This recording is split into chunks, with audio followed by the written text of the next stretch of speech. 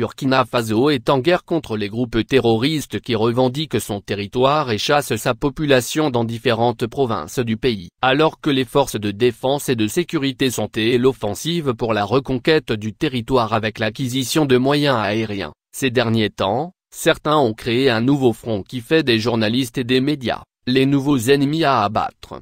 Les menaces anonymes sont récurrentes et l'instance de régulation des médias observe le Conseil supérieur de la communication constate avec regret la récurrence de menaces proférées à l'endroit d'organes de presse et d'acteurs des médias dans l'exercice de leur profession. Pourquoi aux yeux de travailler à l'unisson, certains s'en prennent-ils aux médias? Que reproche-t-on aux médias? De ne pas s'adapter au temps de guerre et de travailler comme si le pays était en paix? De ne pas aimer le pays? Vraiment? Que peut l'information? Fait-elle gagner la guerre ou la perdre? Qui sont les vrais ennemis? Il y a une anecdote que l'on raconte sur la Deuxième Guerre mondiale entre le président russe Joseph Staline et un ministre français des Affaires étrangères. Ce dernier aurait proposé d'adjoindre le Vatican au pays allié contre l'Allemagne nazie. Et Staline aurait répondu: le Vatican combien de divisions? Le Vatican est une puissance morale, mais n'a pas d'armée. Pour le locataire du Kremlin de l'époque, la victoire se gagnera par les armes militaires et non les armes spirituelles. La presse est une arme spirituelle peu déterminante si on revient en 2023 et à notre pays. Le journaliste est le producteur apparent de l'information. Au Burkina Faso avec cette guerre,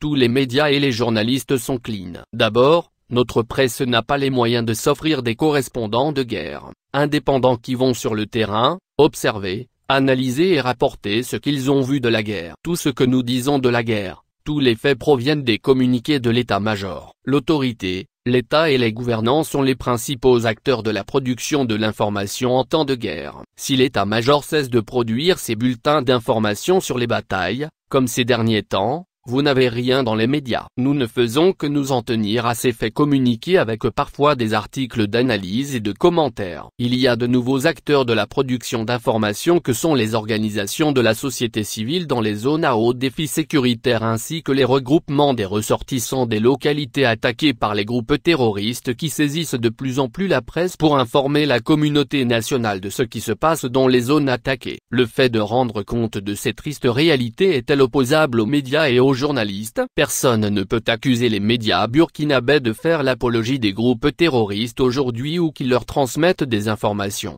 Dans les deux cas, la justice peut être saisie. L'Observateur avisé sait que les journalistes burkinabés aujourd'hui plus qu'hier font de l'autocensure. Ils écartent leurs préjugés personnels en se régulant. C'est leur sens des responsabilités qui les oblige à analyser, peser, voir si ce qu'ils vont dire est positif, exact, nécessaire, sage, enrichissant, avant de le faire. En temps de paix ou de guerre, la production de l'information ne change pas. Ce sont les mêmes contraintes de sélection des menus en conférence de rédaction, de discussion et d'échange entre journalistes sur la nécessité ou pas de traiter le sujet, de vérification des faits, de prendre des points de vue contraires, d'écouter toutes les parties, etc.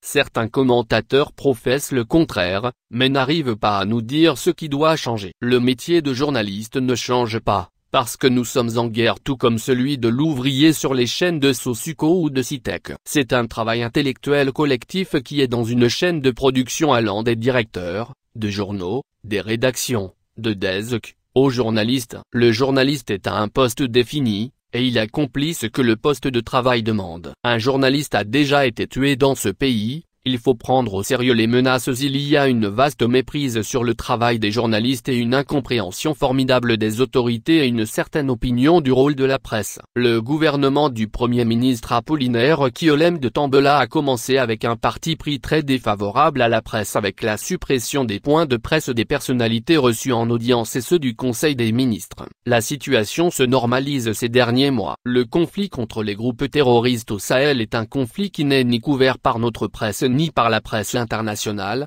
par l'envoi de reporters sauf les articles sur des aspects géopolitiques ou des droits de l'homme. Nous sommes face à une guerre non filmée par les professionnels mais plutôt par les belligérants. Le gouvernement par l'intermédiaire de son porte-parole a réaffirmé l'attachement du gouvernement de la transition à la liberté d'expression et d'opinion lors du point de presse du 30 mars 2023. Nous comptons sur lui pour les protéger. Car dans ce pays, il y a eu des précédents. Le journal L'Observateur a été incendié, et le journaliste et fondateur du journal L'Indépendant, Norbert Zongo a été assassiné avec ses 3 compagnons dans son véhicule auquel ils ont mis le feu le 13 décembre 1998. Ces faits sont dans nos mémoires comme s'ils dataient d'hier. Nous réclamons toujours vérité et justice pour ces crimes impunis. Le gouvernement du MPSR2 doit aider à la manifestation de la vérité et de la justice et ne pas laisser se perpétrer d'autres crimes.